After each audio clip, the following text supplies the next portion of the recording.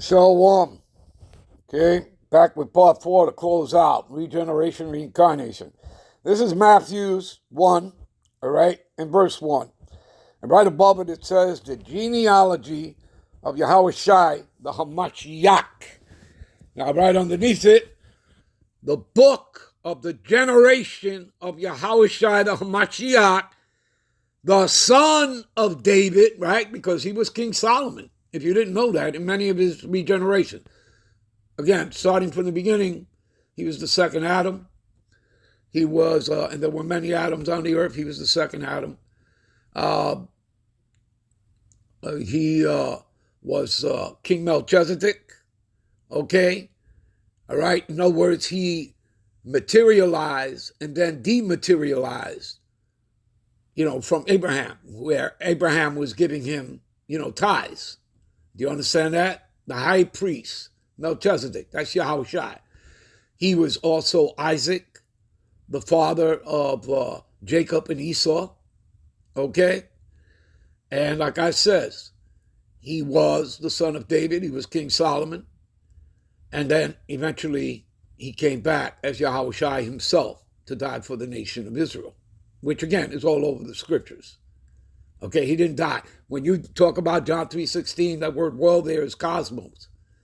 That's talking about a set of people whom the Lord had an orderly and harmonious arrangement with. So I ask everybody out there the question, who did he have that with? Did he have that with all 18 nations that he made? Or did he just have that with the Israelites? I think everybody knows the answer. Okay? All right?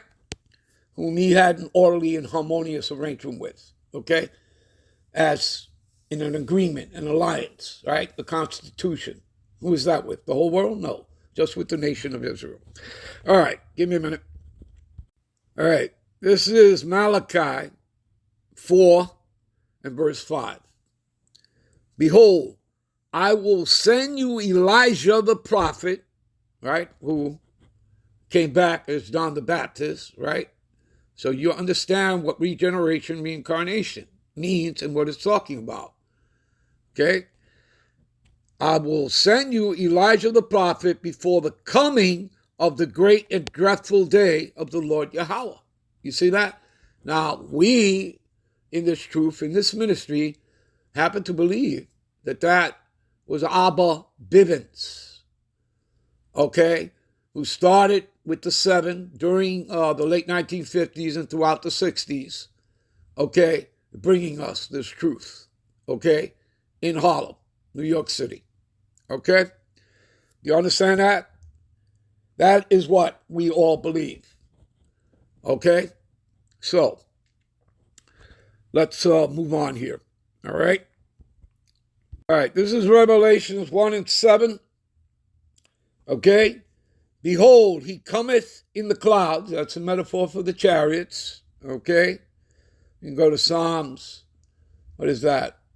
104 and 3. He maketh the clouds his chariots, okay?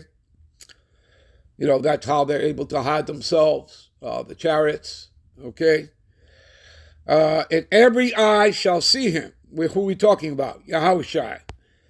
And they also which pierced him, right? Again, those 2 Roman soldiers, centurion soldiers that pierced him, the sword of destiny, okay? They're going to see him too. How's that? Because they've been regenerated, reincarnated. Do you understand that? And they're going to be put back into remembrance, okay? They're going to see their lives flash before them. Hell, even, what's his name? General Patton believed that he was one of them himself, okay? That, pierced Yahushai on the cross with the spear of destiny. Yeah, it's in his memoirs, people. You should go check it out, all right, which you can find online or go read the book, all right? So, and all kindreds of the earth shall wail because of him, even so, amen. All right, give me a minute. All right, people, and this is to close out real quick. This is 1 Corinthians 14:32. The spirits of the prophets are subject unto the prophets. There you go, people. Hopefully you all edified. I'm out to the next one. Shalom.